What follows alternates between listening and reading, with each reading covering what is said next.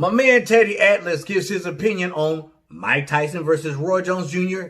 exhibition. I love Teddy Atlas. I love him. He gets really excited, don't he? You remember when they showed Teddy Atlas' reaction to Mike Tyson's comeback video? He was like, yeah, looks pretty good. A little big in the caboose. But he's not just touching the surface. He's punching through the surface. I love Teddy.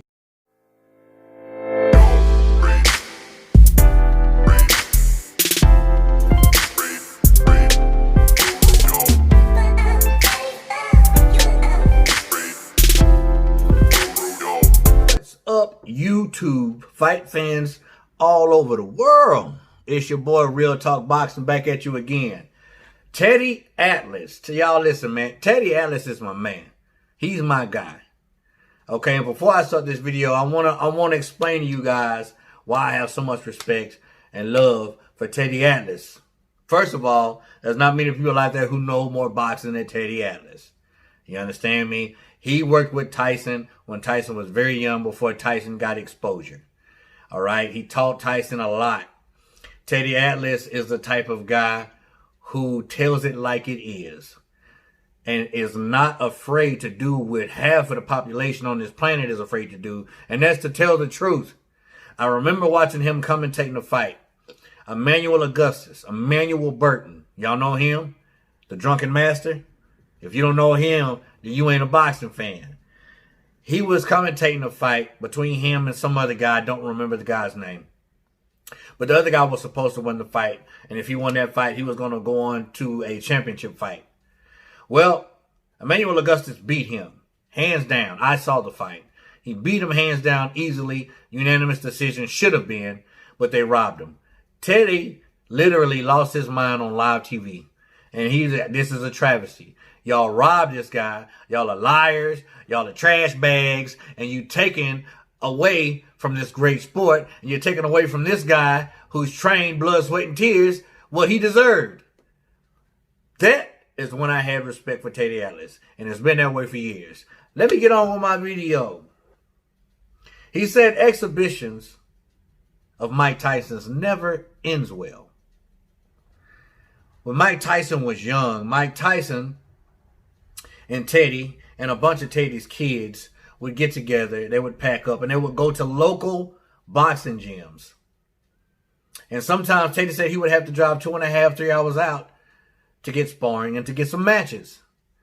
Now, the other kids, it was easy. But for Tyson, 13, 14, 15 years old, 190, 195 pounds, it's kind of hard to find someone of that age that's that heavy and that muscular. So he said he goes into the gyms and says, hey, I got this kid. He's 13 years old. However old he is, I need somebody to fight. And the trainers were like, man, you're crazy. This kid, number one, this kid isn't 13, 14, 15 years old. He's a grown man. He's almost 200 pounds. Teddy was like, look, what do you want me to do? He's a kid. Who can we fight here at this gym? You know, so obviously they had to go and had to get older fighters. They had to get older kids who were at least close to Mike Tyson's stature, his weight, his experience maybe. I'm pretty sure all of them had more experience than he did. But he said, nevertheless, he finally found a gym where they put him in there, and they put him in there with an 17, 18-year-old kid who was around the same size as Mike Tyson. Guess what? Mike took his lunch money, wiped his nose. Word got around real fast. He said it was even harder to find opponents and matches and sparring, anything that had to do with a boxing ring with Mike Tyson. It was just almost impossible. So what did Teddy do? Teddy said, man, I had to start bribing him. He said, I would pay him $50 here and there, $100 here and there. And he changed it from a boxing match to an exhibition. Because what do people think as soon as they hear exhibition? Different. Safety. It's not a real fight. It's not a real boxing match. Headgear. 16-ounce gloves. It'll be okay. Oh, you going to give me $50 for this? You going to give me $100 for this? Let's do it. He said it worked for a little while. And once again, he's in there with older, bigger fighters. And what does Mike Tyson do? He wipes their nose. He said it got to the point to where he was knocking everybody out in these so-called exhibitions. The trainers would get so upset. And they would charge in the ring, foaming at the mouth. Mad, hotter than fish grease, man. Ready to fight. Teddy has to jump in the ring and say, hey, you're not going to do this. This is one of my kids. And Teddy went to say, I'm pretty sure Tyson would have wiped the floor with all these trainers, but hey, he's still a kid. He's under my supervision, and I brought him there, so I have to protect him. I love Teddy Atlas, man. And then Tyson went to say to one trainer, hey, what I'm doing to him, he's trying to do to me. So what's the problem? And I'm telling you, he said the trainers were so upset. Hey, it's supposed to be an exhibition. You're not supposed to be knocking people out. Teddy's like, what do you want me to do? It happened. Live with it. So he says the fight between Tyson and Roy Jones, yeah, it's an exhibition. He said, but he does know Tyson. Now, Tyson is older. He's more serene. But when you get in a ring with someone, whether you got headgear on, exhibition or a real fight or not, sometimes that beast start to rise up in your chest and it'll burst out like a xenomorph. Boom! Sigourney Weaver. Alien. You know what I'm saying? So, and then what happens if Roy gets a good 3-punch combination on Tyson? He gonna want some get back, right?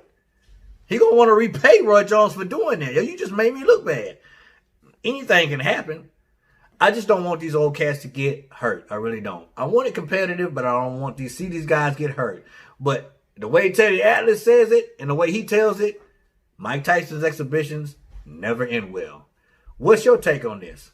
Comment below. Let me know. Do you agree with it or not? Check out Teddy Atlas, man. Look him up. Because it's funny. It's real nice. You know how Teddy get. He gets real excited. But as always, y'all, respect all, fear none. God bless. Till the next time, Real Talk Boxing, we out.